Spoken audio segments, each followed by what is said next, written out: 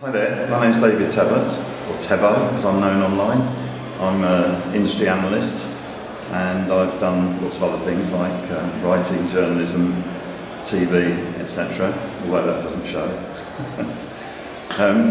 So I've just been asked about Parliament, engagement and all that kind of stuff. My observation was fundamentally that most parliamentary engagement, in quotes, to the outside world tends to be a bit of a foghorn, tends to be a bit one way. Whereas, what you're after, I know, and what the rest of the world is after is kind of dialogue and two-way conversation so that we understand each other better. So then I'm thinking, well, how can you move from where you are to where you want to be? And maybe the answer is to look at companies like maybe IBM. IBM, 7 years maybe ago, something like that, they decided that social engagement was a good thing, social media, social networking, all of those things.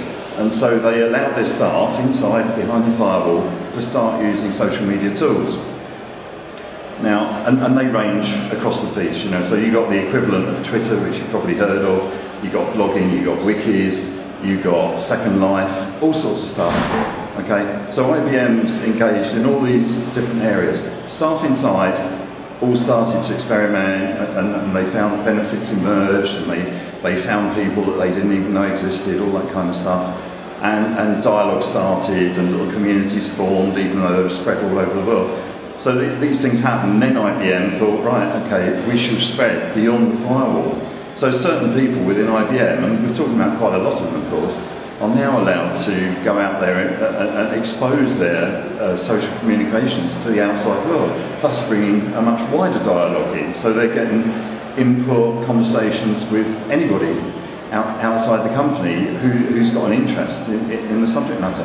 Now, it just strikes me that by watching somebody like IBM, the parliamentarians or people responsible for this project could actually pick up some good ideas.